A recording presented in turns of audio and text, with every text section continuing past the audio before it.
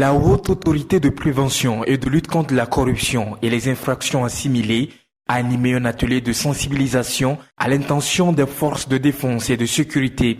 Cette rencontre, qui a bénéficié de l'assistance technique de l'ANCE Togo, Contact national de transparence internationale, rentre dans le cadre de sa campagne nationale de sensibilisation des populations sur la participation citoyenne à la lutte contre la corruption et les infractions assimilées.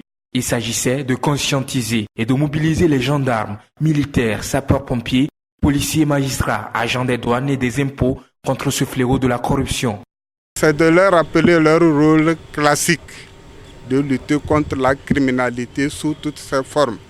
Pour lutter efficacement, il faut qu'eux-mêmes ils soient propres, qu'ils soient intègres.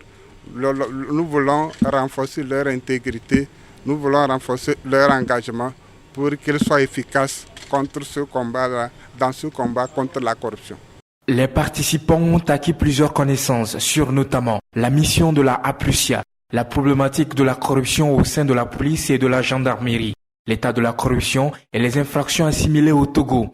Je voudrais d'abord féliciter la Haute Autorité de prévention et de lutte contre la corruption et les infractions assimilées, qui depuis son installation mène une campagne de sensibilisation à travers tout le pays.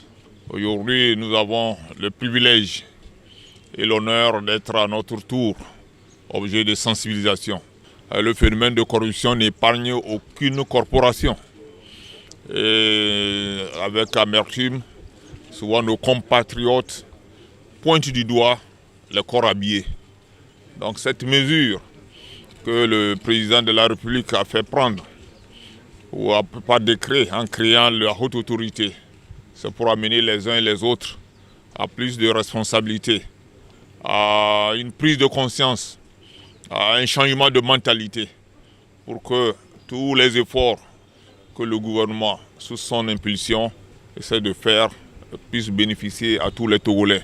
À cette séance de sensibilisation, les forces de défense et de sécurité ont également abordé les dispositions déontologiques et disciplinaires de la police et de la gendarmerie, ainsi que la répression des actes de corruption et les infractions assimilées par le nouveau code pénal.